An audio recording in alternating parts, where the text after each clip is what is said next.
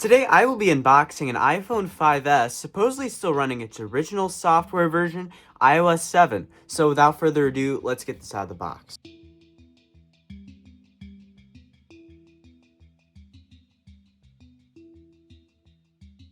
But either way, some very odd packaging from the seller. They put it in like a freaking freezer bag. Looks like it's in alright condition. It does have a screen protector on, so I want to see if I can get that off. But first, let's see if it's actually on iOS 7. Okay, and this looks like this is either iOS 7 or iOS 8, just based on how the font looks. We can tell that this is some sort of Helvetica Neue font here, which is the font that was used through iOS 8. So this is either iOS 7 or iOS 8. So you can tell this is Helvetica Neue just based on some tiny little aspects of the font. If you look at this A right here, it has a slight curly tail to it, which indicates Helvetica Neue. And the newer one, which is San Francisco, which was used on iOS 9 and later, look like this. So that's one of the little aspects that you can tell. Another one you can tell is that this E is a little bit more curved in a little bit right there. And a lot more of like the aspects are a bit more squared off, but it's kind of hard to convey. So let's get this thing set up. Okay, we got through activation, which is good. I'm going to disable location services. Set up as new iPhone, skip the step for Apple ID, agree. Let's set up Touch ID right now.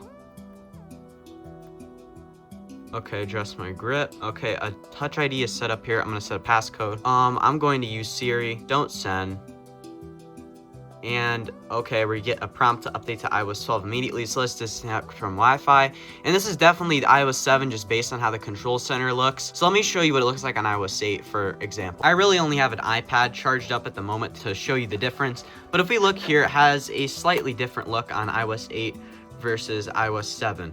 So like, let's take a look very quickly. It looks a little bit more blurred on iOS 8, a little bit more flat compared to what iOS 7 looks like, so yeah. And another way to tell is it has the older passbook look as on iOS 8 was updated. Let's check what we got here. Looks like we have a 32GB model on iOS 7.1.2, which is the very latest version of iOS 7 that the iPhone 5S got. And looks like we have a mid-2014 device with about 90% battery health and 200 cycles. Now I can tell this is 2014 and not 2024 because Coconut Battery will do this thing where it adds 10 years sometimes. So that is 2014 on 311 basically, instead of what it's showing. So yeah. So now let's get into the specs and history of the iPhone 5S. The 5 and 5S virtually look the same, as you can see, other than of course the home button looking slightly different because it now has Touch ID. So if you look at like a slate iPhone 5 right here, you can kind of see the difference. But do not let this deceive you, as internally it is insanely more powerful compared to the generic iPhone 5. It features a 64-bit chip for the first time in an iOS device. As for the iPhone 5 and devices that came before it, 32-bit was the standard. Of course, this meant there was a massive performance jump versus the devices that came before it, making tasks that were very taxing on the device run a lot better. And the GPU is also now quad-core, as on the A6 iPhone 5, it was triple-core. It featured the same 1GB of RAM though, and the same 2 cores in the CPU. But of course, it was 64-bit, so overall did run better, but 1GB of RAM kind of was showing its age at the time.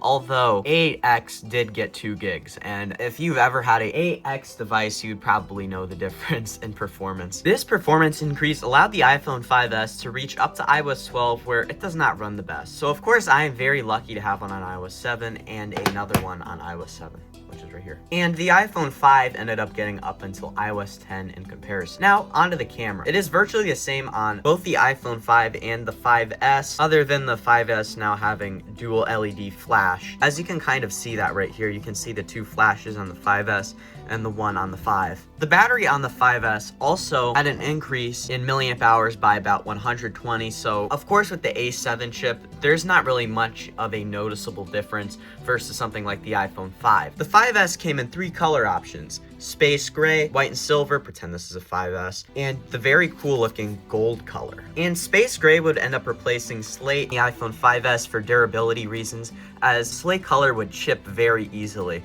and you can kind of see that on here just because of how it is. But overall, I do prefer slate just because of how it looks, but for durability reasons, this probably had to happen. They also both had storage options ranging from 16 gigs to 64 gigs. And of course, with the iPhone 5S, it brought Touch ID, neat, where it pretty much has a fingerprint sensor on the home button, meaning you can unlock your device without having to put in a passcode, and it overall makes things a lot more efficient. As on iOS 6, you would either have the normal slide to unlock as an option, or you would just put in your passcode. Now, on to iOS 7. iOS 7, of course, brought a massive visual flat redesign, moving away from iOS 6's skeuomorphism. If you do not know what skeuomorphism is, it's basically a virtual design that mimics real-life objects. This can be seen in things like the Notes app, where it mimics a actual notepad. The Newsstand, where it actually mimics a actual bookshelf. The Camera app, where it literally looks like a real camera lens. And when you open the Camera app, it has that really cool looking animation right there, as you can see, of these camera shades opening. But on iOS 7, all of these visual effects were toned down and flattened. So if we look at the notepad, it looks way more flat and way less skeuomorphic. The Newsstand, where it's not really mimicking anything, and the camera looks way less like a real camera. Now, why did Apple randomly decide to just flatten everything? The reason for this was Apple ended up firing their main designer of iOS 6 over some reasons. The main reason this even happened was on iOS 6, Apple introduced this thing called Apple Maps, aka their own maps service.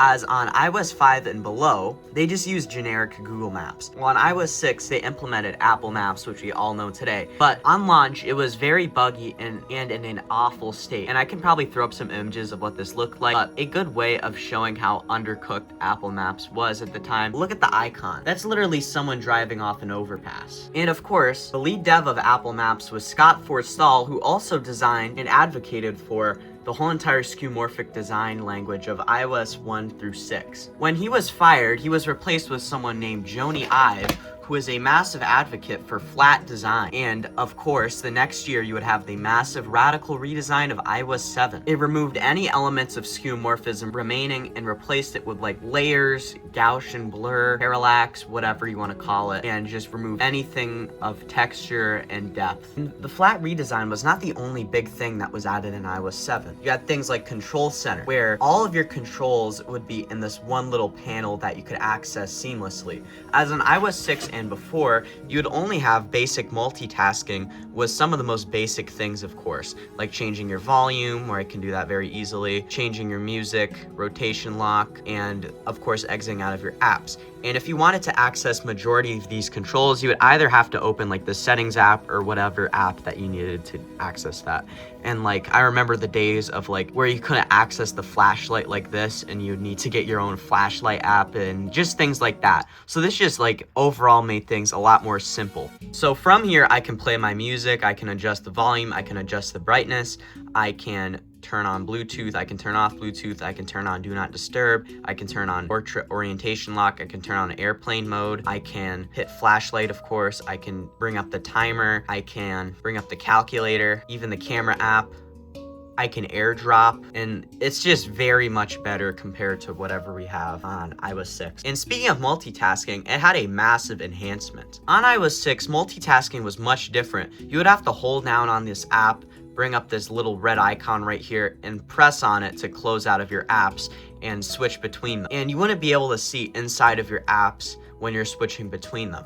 Well, on iOS 7, this was completely overhauled and replaced with this. To close out of an app, you can slide up and it's gone. You can view your apps from the multitasking window and see what it looks like inside of them. And I did mention airdrop earlier, which was actually added with iOS 7. And that's basically where you can drop whatever photos or data over Wi-Fi to anyone else. Speaking of designs, Safari got a massive overhaul, especially on this right here, where you can slide through your apps and tabs and whatever, as you can see this, and it just looks a lot better compared to iOS 6, which unironically looks a bit more 2D and less depthy compared to iOS 7, which is kind of weird. And with iOS 7, of course, the infamous activation lock was added, where if you had Find My iPhone on when you reset your device, it would go into a locked state where you could not access anything. Now let's just explore the device some more. iOS 7 had some absolutely legendary wallpapers, so let's go through these. Although I did add a little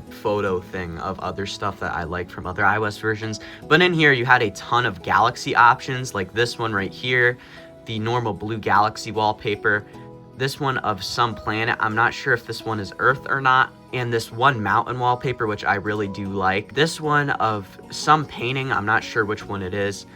This one of this like lake or some body of water right here. This one of some like grassy lands with fog. This one which is black and white and shows like some mountains and a lake. This one which shows some grassy pastures. And a bunch of these got carried over from previous iOS versions, which this one originally appeared on iOS 5 on the iPad. This one, I don't even remember how far back this one came from, but this has been carried over in so many iOS versions. This one's actually new. This one is like of some waves crashing. Same thing with this one. This one's been like for here forever, since like maybe iOS 2 or 3, I'm not sure, maybe even before that, this one specifically. This one's a new one. This one's from iOS 6, and then you have some more abstract options for iOS 7. Like this one, this one, this one. I'm gonna switch to this wallpaper, I think, just because I like it. And yeah, iOS 7 also introduced a bunch of new ringtones and sounds. So let's just go through them very quickly.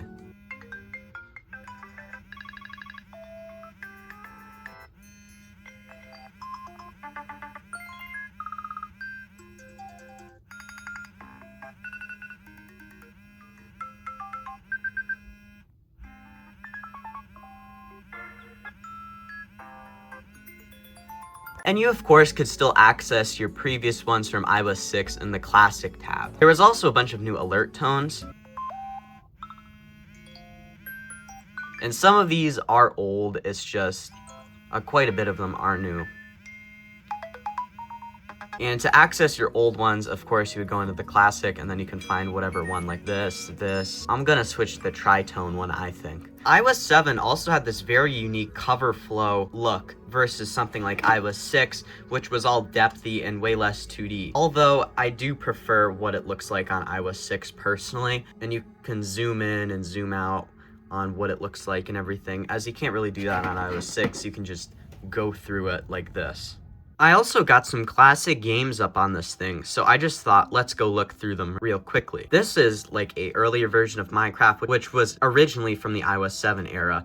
This one's 0.81. This is the last one to have no infinite world generation on Minecraft, but there's some other versions of Minecraft I could go through, but I'm not going to. I also ended up actually getting Minion Rush sideloaded on here. I know a lot of people played this back in the day, so did I, but can't figure out how to fix it and make it working because it relies on old servers that don't work. So I ended up putting in a cache file to get Minion Rush to work. I can probably make a video on this, on how to do this, if you're actually interested in this. But anyway, yeah, let's just go check this out quickly. But yeah, it relies on like old servers for it to even work. So you have to put in a cache file and turn off the internet for it to work.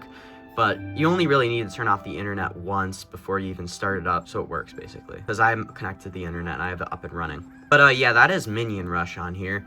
And there's some other stuff that we can look at, like Flappy Bird. This one's an absolute classic from back in the day, and many of you probably remember this from the iOS 7 and iOS 6 era, although I'm pretty bad at it. And also another one is Doodle Jump. This one's still around today.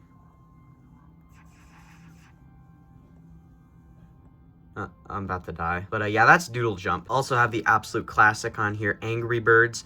So let me just redo it just so I can show you what it looks like. Although I did get a later version, so this is probably not like the best version for iOS 7. But it's Angry Birds. Who really cares? It's whatever. But yeah, that is Angry Birds. We can take a look at other things. I don't think Paper Toss 2 is from the iOS 7 era, if I'm not mistaken. But here it is anyway. Okay, I lost already. And if you're curious of what iOS 7 era Cydia looks like, well, here you go. Here's all my repos, which I ended up adding in here. And yeah, that's that. I also did fix the classic weather app on here, if you're very curious on what this looks like. And this by far is probably my favorite weather app personally, because whenever they added like the new look of weather, it kind of just went downhill in my opinion. This is just so classic, so simple, and I really like it. Here's also what the notification center looks like, where you can access all of your notifications from here, and stocks, calendars, stuff like that. I also ended up fixing the App Store, if you're curious on what this looks like right here. As natively, iOS 7 doesn't have a working App Store at the moment, but with a couple tweaks, you can get it up and running. Here's the stocks app, which I also ended up having to fix with a tweak. And there's probably a bunch of other things I can go through, but I'm gonna end it here. Now let's get into the jailbreak process. I'm going to use the bootstrap method, so strap in, as it kind of said, bootstrap. So bootstrap in, and yeah, let's get into this, because this is gonna be pretty long. So we're going to use a little program known as Legacy iOS Kit, which you may know already. It's not really little, I don't know why I said little, but it is a program, that's for sure. And what this does, it allows you to do various things on legacy iOS devices. So it's now going to try to open it here, and I just opened it with restore.sh in the terminal, which is how it works. Not me to update here, so I'm gonna hit enter, and yeah. Okay, now that it's updated, we're just gonna drag restore.sh back into the terminal here. All right, what we're going to do is we're going to go to useful utilities. We're going to grab SSH RAM disk. I'm just gonna hit yes for the normal one, so yes, and it's now going to load up SSH RAM disk. Okay, we now need to send the device to recovery mode, so let's do that right now. So I just hit enter, and it'll now pop in recovery mode. Okay, we've now popped in recovery mode. The next step is to put this into DFU mode. So yeah, it's about, how it works is 10 seconds of top and home button, let go of the top button, keep holding the home button. They're 8-ish, 10-ish seconds. Okay, and it's now going to pwn it, and it's now going to go into SSH RAM disk. We're now going to quickly dump blobs, even though that really doesn't mean anything, since there has SEP issues on iOS 7 on the iPhone 5S where you can't restore back to it if something goes wrong, but it looks like they've been dumped. The next thing we're going to do is erase all for iOS 7 and 8, and yeah, hit yes. Okay, I'll make sure I'm reading this right. This procedure will be step 6 of the tutorial. I already got that pulled up. Device is iOS 7, make sure to boot an iOS 8 RAM disk afterwards to fix it booting. Okay, so let's just hit yes here, and okay, yeah, you can see it didn't boot, but that is very common, and it's fixable, of course. As the thing says, I don't want to restore or update, no thank you. By going and booting an iOS 8 RAM disk, which isn't very hard at all. So we're gonna go here, SSH RAM disk, hit no, so it boots the iOS 8 one, and I'll come back to you when it's booted. Now that I think about it, I have no idea what I was thinking by setting Touch ID earlier. Setting it up, but it really doesn't matter because I do this video out of order. So yeah, we're gonna put it in DFU mode next. So we're gonna hit yes, and I'm gonna go through that process right now. And the annoying thing is, since this is showing a black screen, I can't really tell whether this is going into DFU mode until we get to the part where it shows. So this kind of sucks, but we'll have to see what goes on here. And it looks like we got into DFU, which is what we want. And it's now going to go do its thing, so yeah. I think I might have to unplug and replug the device, so let me do that very quickly. Okay, and this is what we want here. We're just gonna hit reboot device from here, and it's now going to attempt to boot. It looks like we went to recovery mode, which is what we want, because we can now exit it. As before, in a state of non-booting, it wasn't even in recovery mode, it was in some weird state. So that went to recovery mode, which we can actually exit with Legacy iOS Kit, which is what we just did, and this now is going to boot back into iOS 7. And from there, we can reset it by putting in the wrong password, like I forget how many times. And this just preps it to do the bootstrap method, as you have to like manually install something. So yeah, it's not working.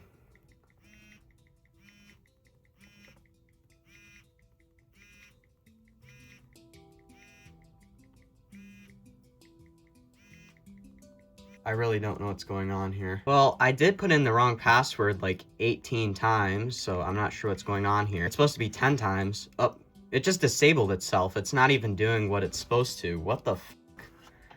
I might have to connect to Wi-Fi. That'd be the only thing I could think of. I'm not really sure what's going on here. I'm gonna try giving it a reboot, like a very hard reboot, and see if that makes any difference here. I'm also going to disconnect it from iTunes.